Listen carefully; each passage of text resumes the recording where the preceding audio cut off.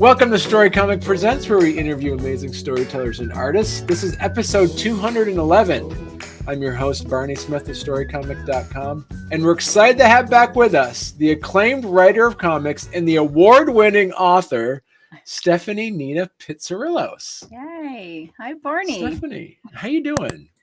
I'm doing well. I'm so glad to be back here. You're well, and as we were saying before we got on the show, I was very excited that I was able to put in the intro award-winning.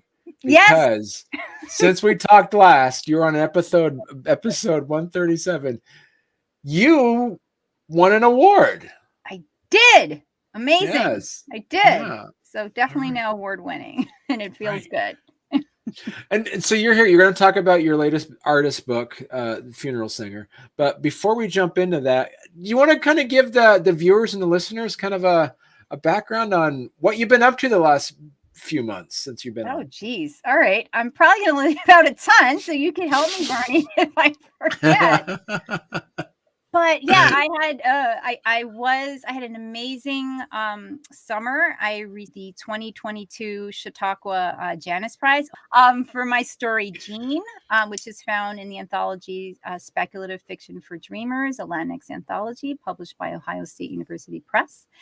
They hosted me and my family for a week in Chautauqua, New York, where I just got to experience the amazingness of that community, how they honor artists, how they honor the works of artists or just people and works that they find interesting that might not even be there. It's just a writer's dream. You're treated like a celebrity. People go up to you and say congratulations because the local newspaper interviewed you and your face is there, and the library has a picture of you, and the bookstore has a picture of you. And it's just a wonderful community that really they come together. They have an online community as well, but they come together for weeks during the summer and have wonderful discussions around how do we progress as a human society, looking at the themes of what's going on in the world. And was very honored to that they selected this story, Jean, and I got to deliver a lecture at the ceremony, Jean, Janus, and Comic Book Realism, where I walked people through like what makes a work genre bending, what is comic book realism, what I say I write, and how this relates to the god Janus. And of course, I threw in some astrophysics as a fangirl. I had to do that. So that was my big summer thing. Fulfilled my Zine 100 backer rewards. Right. Barney, you got some too. So I sent those out. I haven't sent the community copies out yet. So that felt good. I'm about to do the webinar for that one. So get back to, for our viewers and listeners out there, give a brief description on what that genre is of comic book realism. Sure. So the term comic book realism, it's not used often. I'm trying to use it as much as I can because it's just fascinating to me. Professor Daniel Bautista wrote a paper right after Junot Diaz's book came out, The Brief Wondrous Life of Oscar Wilde. And he said, instead of seeing this work as genre defying and bending and all that, it was a new genre in itself that is a continuation of the Latin American tradition of magical realism, but now in this new generation that infuses pop culture and comic books and fantasy in literary works. So basically, I mean, I think I write literary fiction, but with this infusion of pop culture. I think what throws people off is that it's this thing called comic book realism. It's definitely weighted in a lot of comic book realism. And I like to give the example, and I did in my Janus speech, The Mexican Flyboy by Alfredo Vea is like the ultimate, to me, example of comic book realism, where like characters inhabit this world where comic books seem real to them, or it's just part of their, not just their vocabulary, but part of their identity. There is someone did their whole PhD on this actual topic. I didn't get to read all 400 pages of the thesis, but that argues and takes it outside of the perspective of the Latino characters. I don't know how I feel about that. The Daniel Bautista one was very specific to magical realism in Latin America and Latinx characters. But certainly there are other people that kind of see this extending into other works beyond Latinx authors. As we move on to that, talk to us a little bit about your imprint that you mentioned, Janus Point Press. Yeah. So Janus Point Press. So let's where can I go with this? Part of it is me. So it's a press that is co-published or an imprint with myself and my husband, Cyrus Bokeen, who's very much a Renaissance man, obsessed with fine press and printing, as well as literature and other things. And it really came about because I was because Aaron said, "Oh, do a collection of all your works." I said, "Okay, we're going to do Event Horizon." And then I was getting the contracts ready, and Seth's like, "You need an imprint. Just do this under your imprint, not your publishing company." I was like, "Imprint? Wait, I could do an imprint?" I mean, this is how good I work with nudges, and love getting feedback from starting an imprint. I'm like, "Wait, you can do that? You can do an imprint? Oh, that makes sense. Why do it under Zoe Health?" So many people in my life push me and say, just do it. You can do it. You can do these things. You'd be great at those things. If I have the means to do it and I want to do things Frank Sinatra style my way, why not do it? I mean, I love the idea of having a home as a boutique publisher to my own creator works. I think this is just what you do as an indie comics creator, right? I'm not trying to be the next Marvel or DC or anything like that. It's just me doing my thing. But at the same time, that there are stories Cyrus and I don't see out there that we love to see out in the world. And there are artists that we love. So how can we do, it just makes sense to us to start an imprint where we actually start publishing some of those works and not necessarily works that I authored. Especially as a duo, we're also hoping to be a creative hub. So if we're working with a particular artist and we're like, hey, I think you'd be really benefit from like a bookbinding workshop, Janus Point Press might sponsor that. We might, we have one coming up this month somehow, but just like a little creative meeting hub for artists that we appreciate and maybe artists that we hope to work with in the future, and just like, come, let's chill, have some great food, have some drinks, and just talk about art. So it has the name press, but it really is also a creative hub and love for all things literature and all things print.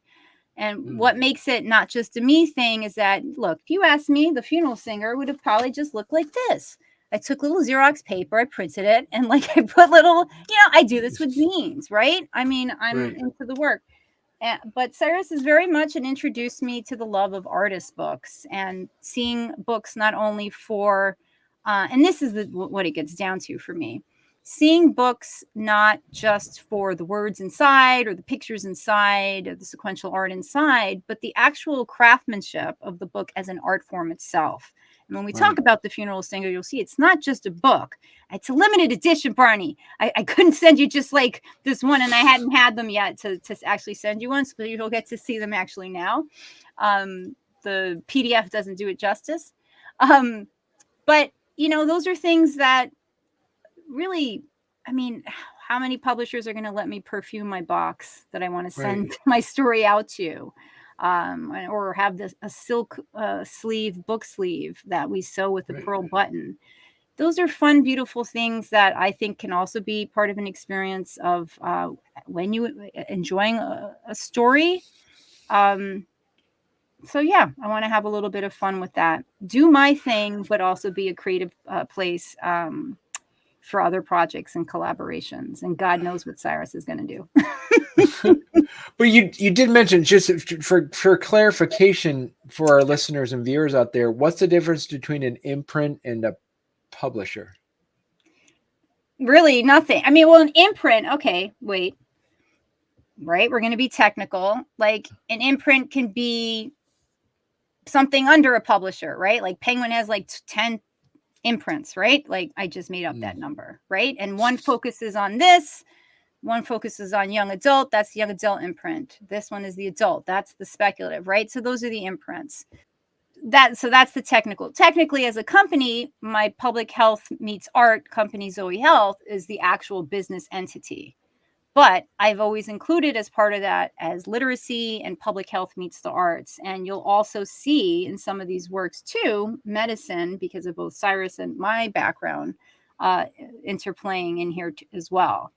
I do have a kids comic in mind for the future. And, Janus Point Press might have then an imprint within it for that one, just to distinguish it from any kids sort of things that we do. Right. If that makes sense. And so now I'm really excited to talk to you about when you mentioned the word artist book. So artist book is not an art book. Yeah. An artist book is a book that is a piece of art. Yeah, this is very confusing and for me, and I've had to change my website a number of times. And part of it is that everyone's confused about this term. But I used the term artist book. Art book. And then everyone thought I was an illustrator with my art. Right. That I was doing a book of pieces of my art versus the artist book, where the actual craftsmanship of the book in itself is the art form. This is, so I will say first too, so the illustrator is Seth Martell. Thank you again, Seth. Seth and I are a dynamic duo. And so in the, instead of, let's say I just want to, I want to do a chapbook, because you could call this a chapbook too, right? Like a chapbook can be, if I just printed it, and I didn't go all fancy, it's a chapbook, right? It's like a short story. It's a novella, right? But we traveled to Poughkeepsie, sat with the printer, main printing, and sat there and went through tons of paper. How does it feel? What patterns does it have? Okay, this is what we want for the cover, but I want to do a translucent pearl-like page on the inside. All right, let's select the paper there. You're sitting down, you're touching. Mind you, there's a paper apocalypse, so pretty much everything you choose is probably, you got to have like 4 choices, because likely your first choice isn't available now. So you go through, a selection like that, and then you decide, are you going to print, just with ink illustrations? And it's hard to see. It's one of these things that you have to hold. But, we have an ink illustration of a bird in the cage. These are all the beautiful details of when you're doing something. And then they did the foil stamps too on the spine. So you have my name and the title with foil stamping, silver. An artist book. But then, you could keep taking it. And sometimes when you see artist books, like you got to go to these fairs. I mean, these are like sometimes the most exquisite, cost $5,000 a copy. You open it, it's like a universe, right? Like there are those artist books, right? And there's so many beautiful fairs on things like that. So, but for the funeral singer, besides getting a very layered and deep story, which we could talk about, you're also getting it, when it comes in the mail, you're getting it in a customized box. Wow. Watch out for wormholes, right? I put a lot of thought in the type of paper that matches the book, the translucent pearl pages. You have a choice when you order it. It's scented with frankincense and myrrh, because that's part of the story. These scents and these smells and what it does with memory. So when you're opening it up, you're getting that experience. But you don't just get the book. You're also then opening it up, and it comes with a lapis lazuli silk book sleeve that has a pearl button. If you look at the details, it actually looks like bird feathers. And these are all details that are part of the story as you read it, and you understand why I chose this color. Why is it a pearl? Why does this look like feathers? And you can use it as a cute little clutch after. And then like a final details, besides an astrophysics sticker, which I had to throw in, which is still related. Again, artist book, this experience, as you open it up, you get a curated further reading and arts list of literature, of film, music, and art that you can dive into and explore on the different cultural and historical and musical themes that are within the story, because it's very layered, it's very deep, and maybe you want to learn a little bit more about World War II Greece, or, you know, what happened in the Great Fire of Smyrna. What is Rembetiko music? What about these Greek female resistance soldiers that were fighting Nazis? There's so many works, other literature and movies to see. So I wanted to provide that as part of the experience too. I wanted to give you my novel because it's based on actually a novel I wrote, because I just love, and that's what Jean is. I love taking my novels and making them into shorter stories. I wanted to give you the experience of a novel in a short story format, particularly if people have lower attention spans or just less time. I think we should all make time for novels somehow, if life is allowing you. But I also had that in mind too, that maybe with all its layers and richness, you will walk out feeling like you've read a novel. Right.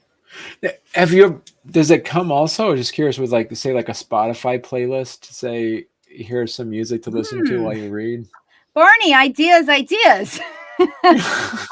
So I didn't include, I could make a Spotify playlist. I didn't do a playlist, but I did give you for music 2 albums that both include the funeral songs from Iperos, which comes up in the story, and is also the ancestral land of my dad's side of the family, and also recordings from music from the city, which is now Izmir, Smyrna, and the music then. So you got an old school paper Spotify playlist, Barney, okay?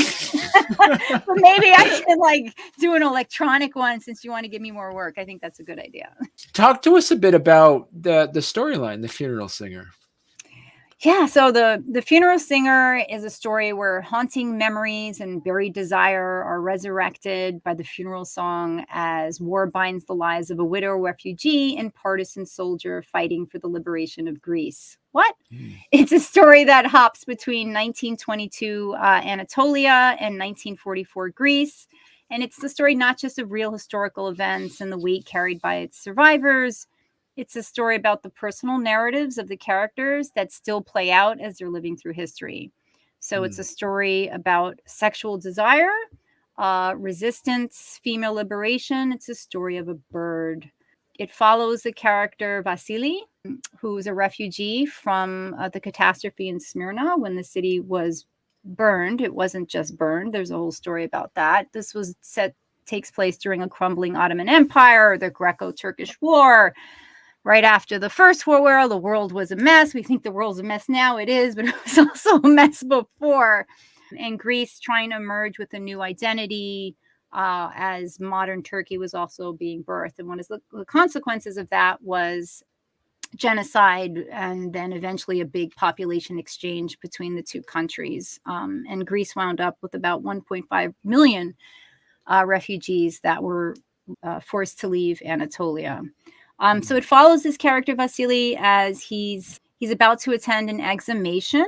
In Greek Orthodox tradition, body is exhumed after 5 years of burial to see if the sins have left the body. These are more rural tradition, but still practiced. And he's trying to figure out if he should join a female partisan soldier, Zoe, who has entered the village and asked him to take up arms against Nazi-occupied Greece. And as he's doing that, he's really looking back and haunted by, trigger warning for anyone that needs to hear, the suicide of his sister in the past year, who never overcame what happened to them and what they lost in Smyrna. And Vasily's wondering and scared, not so much because he's afraid of war, but afraid of the desire that Zoe awakens in him. We spend time trying to figure out what he's going to do and what happened in Smyrna and what happened to his sister who still haunts him. Right.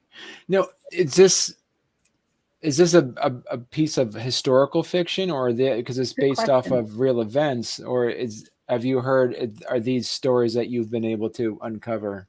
Oh, that's a great question. So it's historical. I would say it's historical fiction, right? So what makes it historical is that the Smyrna catastrophe, as the Greeks call it, the Great Catastrophe. And it's actually the 100th year anniversary of when this happened, September 13th, 1922. It's a real event. Hitler did occupy Greece. So those things are real. So the historical setting is real. The cultural details of the story of exhumations are real. Not documented and talked about a lot were a lot of the resistance soldiers, because Greece had a very strong resistance force against the Nazis. First the Italians and then the Nazis. But a lot of them were women. Their stories aren't told as often and enough. And I've been fortunate to find, and this is why I love independent bookstores. And there was one owned by a Greek in the Upper West Side, Morningside bookstore, and he would have all these books. There was this publisher, Felpini Press, and she published a lot of books, Greek women in resistance, Greek women poets, just amazing material documenting in the 70s. So those things, elements of the story are in fact real. The characters are not, right? I'm not following, one survivor's story that left a diary or something like that. These are totally fictional characters. And, they're actually based, like I said, the story is based on a novel. This theme does not come up, but the characters are entirely constructed around, all right, hold your hats, a 16th century alchemical text, and formulated around the instructions of that alchemical text. So to add another layer, but wait for the book to come out. So in that sense, they're historical, fictional, but rooted in alchemy. Right.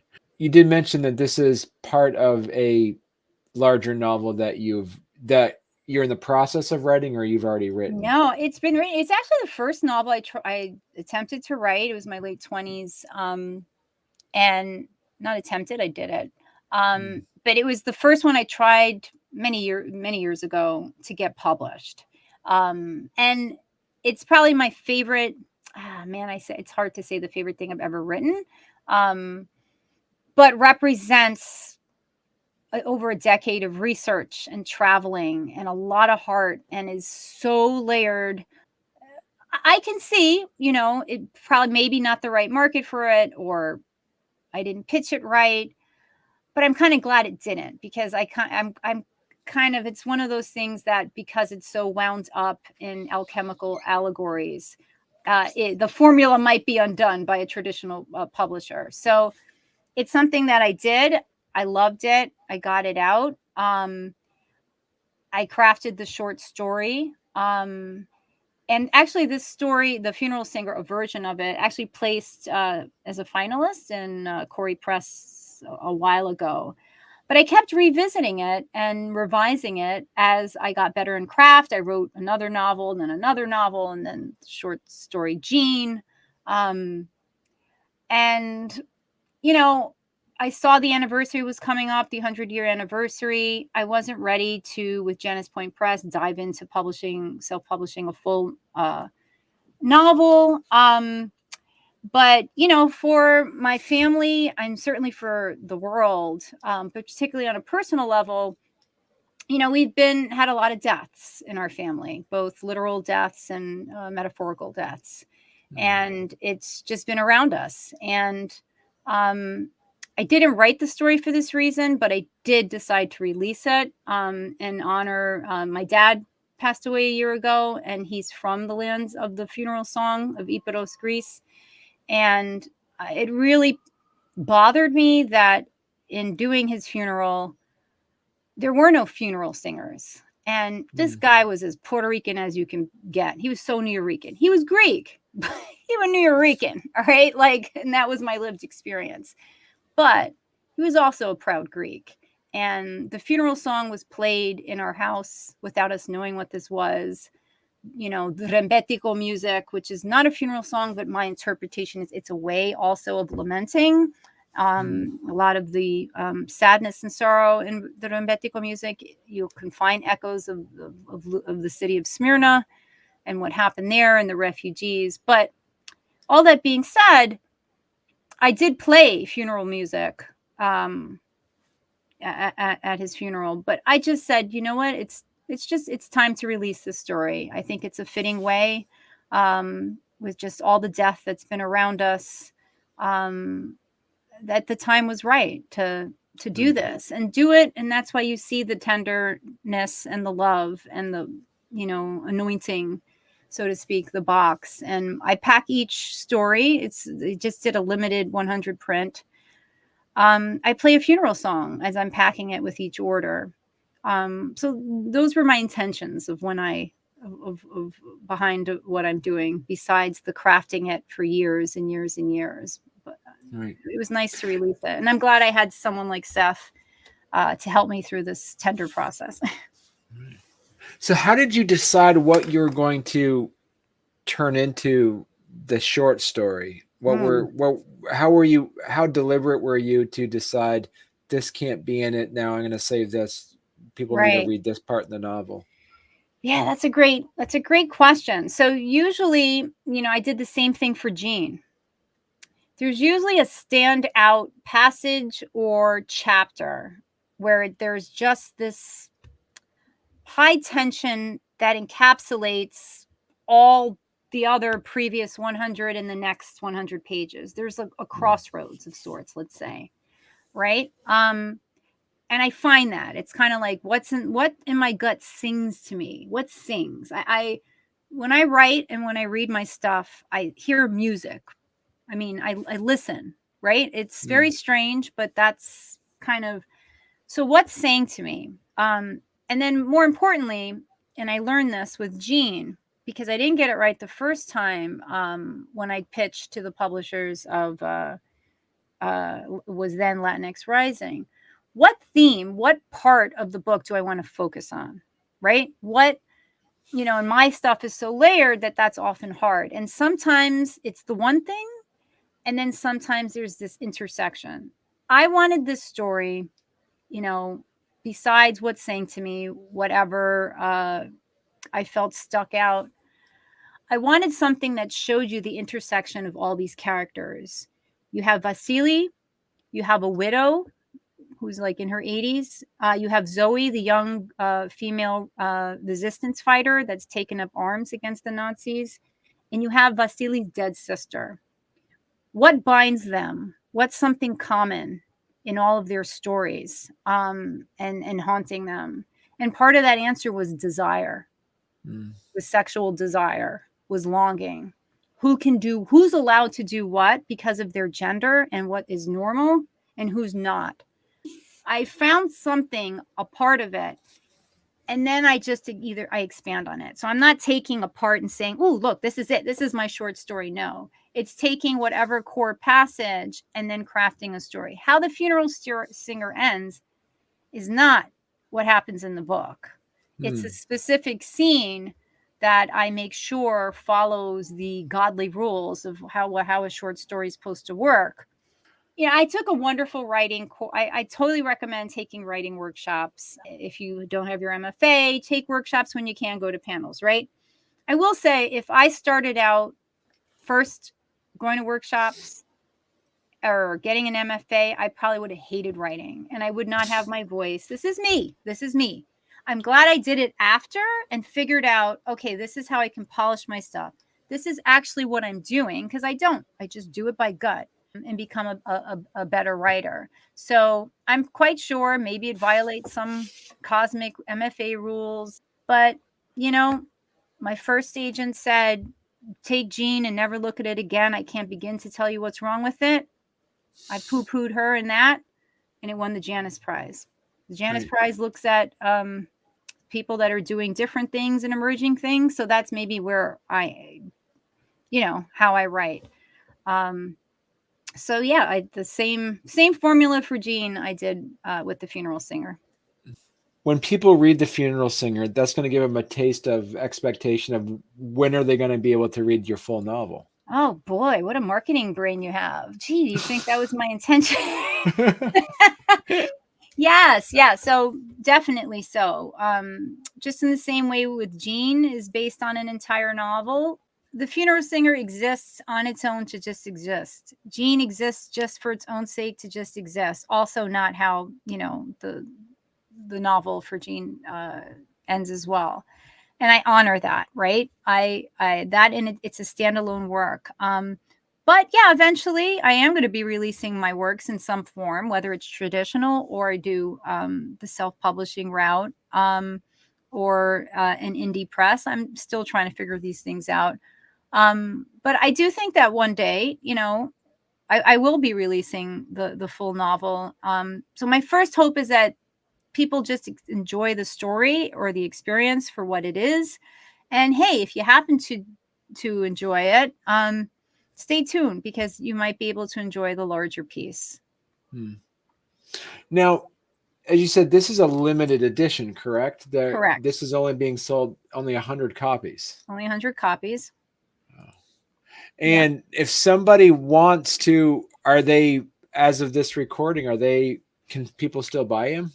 Oh, yes. So there's different ways. So so if you just remember, go to januspointpress.com. That's our website as an imprint. And then you'll see, if you go order The Funeral Singer, it'll take you to the Square site where you can actually purchase it online.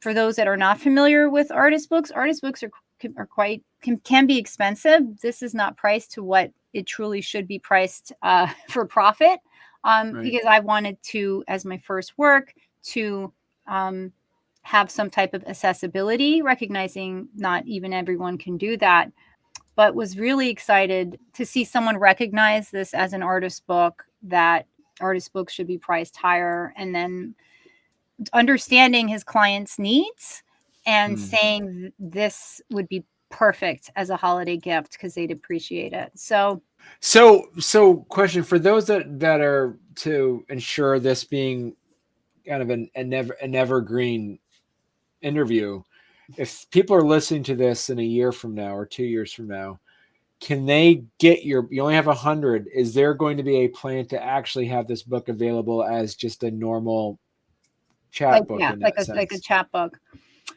I don't want to say I don't think so. I think it's I don't think so. I think my next step, well, let's see what the reception is, right? Because, if for some reason it was flying off, for good reason, it was flying off the shelves, I might just do a second print with a different foil stamp. I just might do a different art book. Because I think the story is that special, or the meaning behind the story is that special. I think I've put away the idea of this one just being printed as a chapbook, because I think I'd put my resources as a next step towards getting the novel printed, not in my publication production line this year, or maybe not even next year. But I'm inclined to think that I would do that. It just means that much to me, if that makes sense.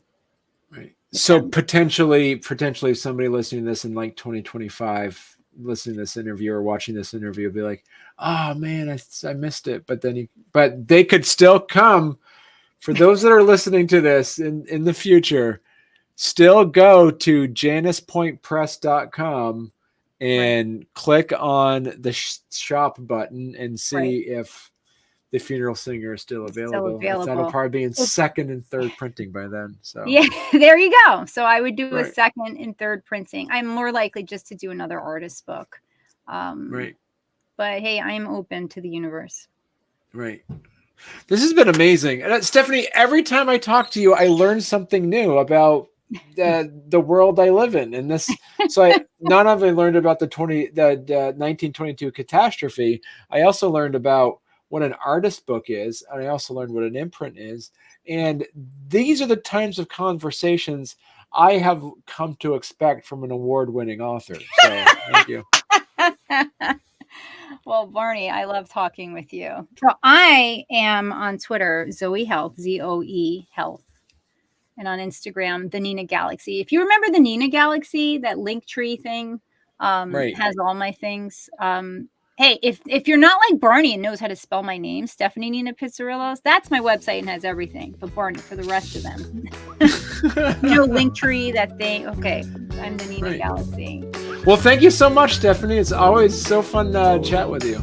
All right. Thank you, Barney.